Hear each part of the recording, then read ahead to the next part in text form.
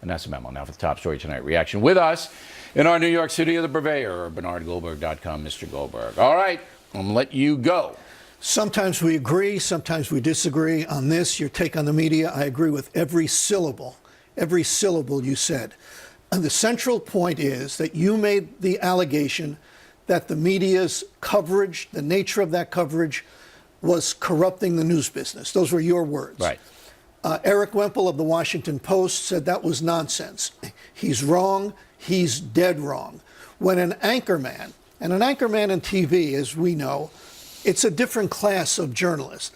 When an anchorman asks a panel a question about whether the plane could have disappeared into a black hole, that is so stupendously dumb. That is so monumentally, jaw-droppingly stupid.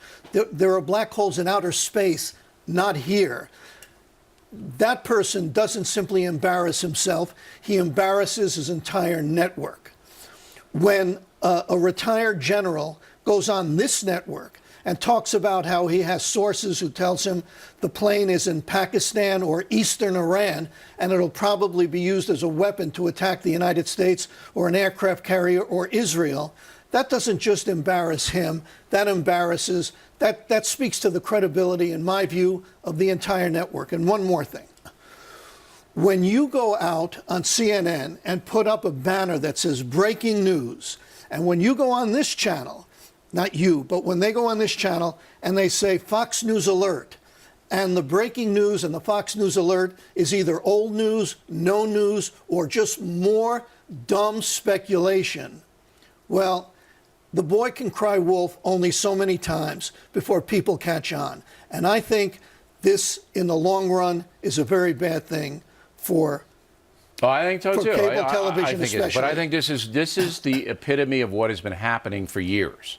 See, the journalism industry, the entire industry, is in decline, in my opinion. When I got into it, and I was in Boston University in 1974, we're coming off Watergate. My classmates and myself were paying an enormous amount of money to become trained journalists so we could do stories like Watergate, so we could watch the powerful. There were motives there.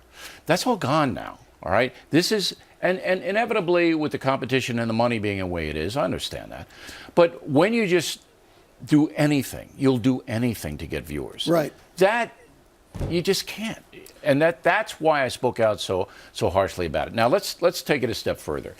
You believe that this diminishment of the journalism industry, began with the election of President Obama? I don't know if it began, but it certainly got noticeably worse. Journalists traditionally chronicle the news. They chronicle history. But when Barack Obama came along, because he was a historical figure, they decided they wanted to help shape history. And I think they moved from covering the news to wanting to shape the news. And they, most importantly, they went from old-fashioned media bias, which has been around for a while, to media activism. That's in the old media. Let me stop you then. So that's the reason that Benghazi, Libya, the IRS, that's right, exactly, and other important stories, exactly, because they go to power. They go to power and how power is being used. That's why the stories are important. Are being virtually ignored by many. Yeah, that's the ideological part, right? Okay, and others they're being slanted. Oh, it's a Republican trick. That's right. Okay, so that's in play, but that doesn't really explain how intense it is for those of us on television in particular to do what's going to get people to watch, you know? And we go back to network, Sybil the soothsayer. And there was a psychic in this, as we discussed last week. HLN brought on a psychic, all right, who actually said the plane had landed on land. Now, that psychic out of business, has she resigned her little crystal ball? I'm not sure. But the double whammy here of ideology and then desperation for viewers is everything's cracking. Well, you know, nostalgia ain't what it used to be. Let's get that straight. But when I started at CBS in the early 70s, ratings, I mean, Cronkite had the biggest ratings, so it's easy to say ratings don't matter when you have them. When you have them, yeah. Right. But and you know this is true, it's taken on a whole new meaning. I think there are too many people in the news business today, too many people who will do just about anything for ratings.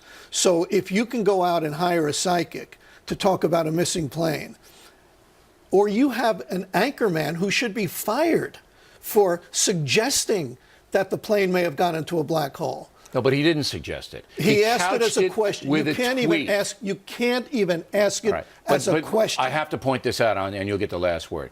What the technique is now is, ooh, somebody tweeted. Ooh, somebody emailed. So they're not asking it. They're asking it on behalf of Baron von Frankenstein in Bavaria. Well, they just tweeted it. let me tell the people at home what the trick is. Right. When I want to do something like that on a news program, I say, you know, there are some who say you're an idiot. Right. You know, are you? It's not me, Bill, but some say you're an idiot. But it's usually you. It's me, right? Yeah, That's the trick. Right. That, That's well, the trick. now it's I've like, actually done that, by the way. of course, we've all done that. All right. Now the trick is, you know, I got this from I got Twitter. this and somebody from on Twitter says, Right. you know, the plane went into a black hole. Right. You think that's possible? No, you don't even ask that. Okay. The apex of this, just to wrap it up with Bernie, we've got to let him go, is that there were two topless ladies in the Maldives who saw the plane. Remember that? When I saw that in legitimate newspapers, I just went, you know, goodbye. I'm not reading anymore. Bernie Goldberg, everybody. Here are the results.